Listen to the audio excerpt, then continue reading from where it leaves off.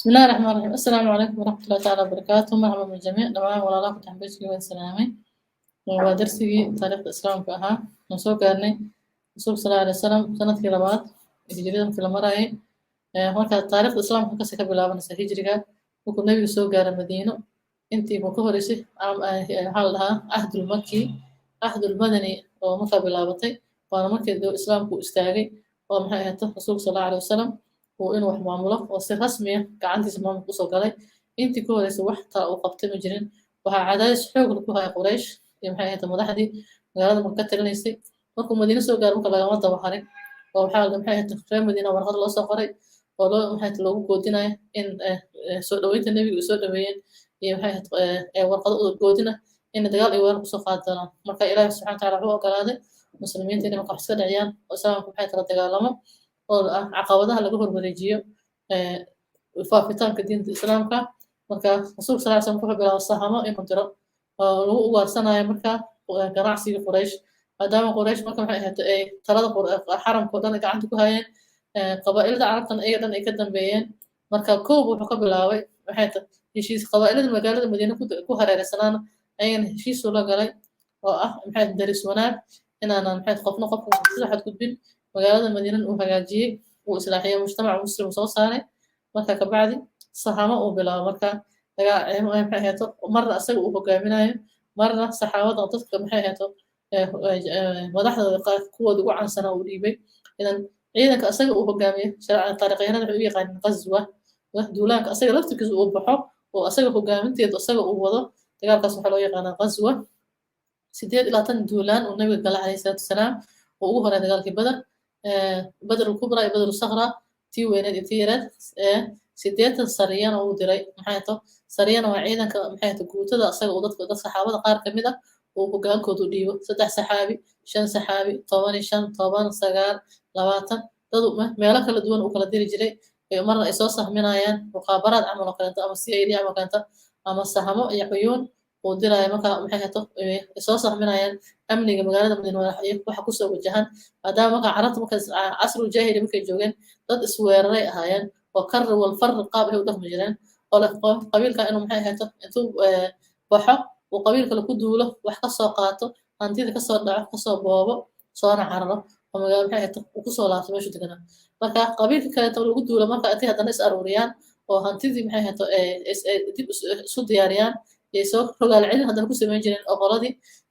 boobtay iyo maxay argos ugu imaan jireen saasay u dagaalami jireen oo maxay dagaalo fara badan taariikhdooda ku jira daaxis qabra dagaal faras ka kacay 40 sano socday maxay dagaalo kale fara badan kariga wal farigaas yaqaaneen marka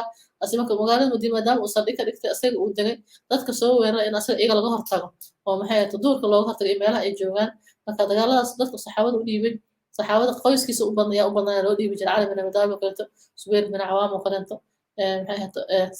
أبو عبيدة صحابة عبد الله بن جحش مصعب بن عمير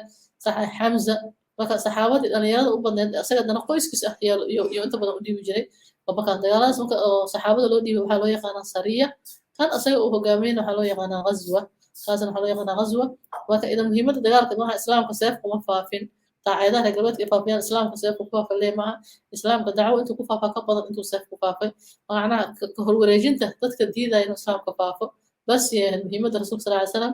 marka taargetkiisa koowaad wuxuu noqday qoraysh oo noqotay caqabada koowaad ee hortaagan inay diinta islaamka qabaa'ilada kala qaataan ku hortaagneed ayagaa laga bilaabay marka maxay ahayd wuxuu bilaabay rasuulka sal ly slam inuu dabagal ku sameeyo dhaqaalihii quraysh maadaama dad ladan oo magaalo xaramka degan oo ganacsi fiican haysta ay ahaayeen marka tijaaradooda in la ugaarsado ayuu ka bilaabay marka ganacsi waxay soo mari jireen marka jidka magaalada madiino ee dhinaca ka soo mari jireen markay shaam u socdaan sii gadoomtaasa sii socodkaba marka wuxuu bilaabay in maxay ahayto la raadiyo tijaarada quraysh marka ma sheebaxayso marka dagaalkii mudug ku bilowday lahay marka qaab ah si isku dhac lama filaan ah rasuulka wuxuu maqlay safar quraysh leedahay oo hanti fara badan saaran marka quraysh dadka qabaa'ilada kale may weerari jirin oo maadaama ahlul xaram ay ahaayeen makaanad iyo sumcad ay ku lahaayeen qabaa'iladii kale intii bulshooyin kale inta carabta ee magaalada maxay ahayd jasiira alcarabi daafeeda kala duwan deganaa oo ahlul xaram lahaa marka xoolahooda waxaa ku xirnaan jiray calaamad gaar ay lahaayeen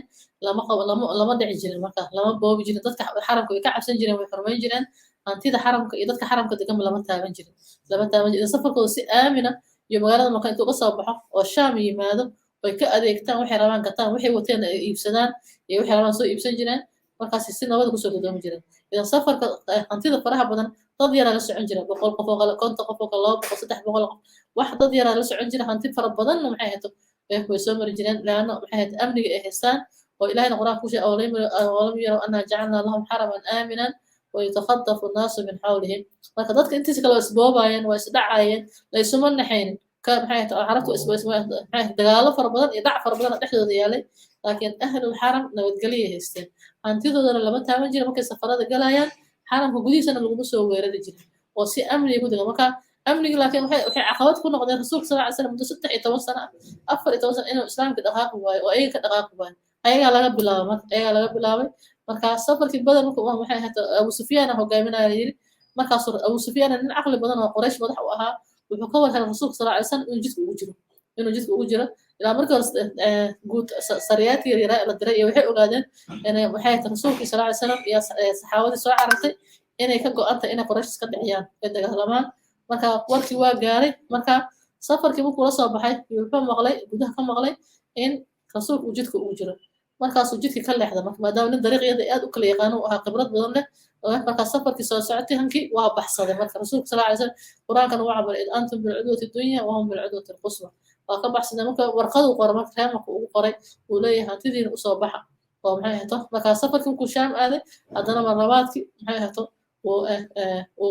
sidoo kale dariiq aan ahayn u maray dariiq aan ahayn markaasuu safar laakiin Quraysh maxay samaysay waa soo baxday dagaalka marka Abu Jahl hogaaminay markay soo baxeen asagana waa daba maray safarkii uu daba maray magaalada markii nabadgelyo ku galay marka kun ciidan 900 ciidan ku dhawaad Abu Jahl hogaaminay yaa ceelka bada soo fursan marka xaliid warqad kale soo qoray wuxuu yiri hantidiina waa badbaadee wax wada dagaal gelin soo laabta iska soo laabta Abu Jahl baa la kaliya marka wuxuu yiri maxay Abu Jahl ka Quraysh uu weynaayo aha oo marka u sareeyay waxay uu kibir badnaa oo haddana maxay tahay nabiga calayhi salaam qaar u qabay wuxuu yiri reer bani Hashim wax kasta isugu faano yiri waxay ahayd waa isku mid ah noqon isku carabta sharafta ku faani jireen laakiin hal shay bas inuu faano anaga inta ka keenayna mid halka shay oo nabi aan ugu jiray dhahan anaga nabi inta ka keenayna sida darada inaan la dagaalano waligeed anahan oo maxay ahayd colaad baan dhex taalo marka Abu Jahl uu soo kaxay ceelka badar soo fadhiisteen ayaga maxay dagaal u diyaara rasuulka sallallahu alayhi wasallam dagaal Quraysh ku muuse talagalay safarka inuu qabsado rabe oo la wareego oo maadaama muslimiinta hantidoodii dhan marka looga soo tagay oo guryahoodii la qaatay oo maalkoodii la qaatay oo maxay ahayd wax hanti magaalada Madiina ay soo gelin oo maxay yihiin ay magaalgaliyo maxay ahayd reer Madiina u yihiin marka in uu ka qaado oo laga reebto wixii hanti ay wateen marka rasuulku taa uma soo tagay marka waxa dhici doona dagaalkii Badar oo halkaas marka maxay ahayd ceelka Badar ku soo fursan rasuulka shir degdeg ku dhawaaqay saxaabada markaas uu amar ku bixi maxaan sameynaa asagana marka waxa la socday 310 dhowr nin ala 14 ila 18 yaa la socotay muhiimadiisana waxay ahayd inuu safar qabsado laakiin ma ahayn dagaal kale inuu galo marka maxaa dhacday marka saxaabadu la tashtay kun nin 900 ila kun ku dhawaad ayaa meesha safar isoo dagaal u diyaar oo Abu Jahl uu hogaaminayo marka ku talagal dagaal ma imaan marka rasuulka saxaabadu ku la tashtay waxay ahayd waxa qaraar lagu gaaray in la dagaalamo wax iska dhiciyo maadaama markii hore u soo baxnay inaan maxay ahayd hantida ka qaadan haddana halada reer Madiina saxaabadu waxa la isku raacay kulli in la dagaalamo markaas ceelka Badar ayaa soo fariistay rasuulka sallallahu alayhi wasallam aad buu ilaahay u baryay maalintaas oo maxay ahayd oo dagaalka u galay oo waxay ahayd oo dagaalka marka goobta Badar leeyahay saxaabadu la tashtay waalidii oo ciidankiisu diyaariyay marka qataati ka cusub la imaaday oo taati ka carabta taqaana ka duwan shan qayb oo ciidankiisu kala qaybiyay dhanka midig ragga culus u fariisiyay dhanka bidix maymana dhanka midigta maysara dhanka maxay ciidan kale u fariisiyay culus horay muqaddimada dadka halyeeyada oo fariisiyay asaga dhaxda asaga maxay istaagay oo ciidanka kala hagay gadaal waxay ahayd ciidanka kuwiisa jilicsan iyo gabdhaha caanaha iyo cuntada wada uu kala fariisiyay intaan ku soo nidaamay marka yaa marka dagaalkii isku halka isku dhaci ka bilowday darsiina kala noqon doona. Assalaamu calaykum.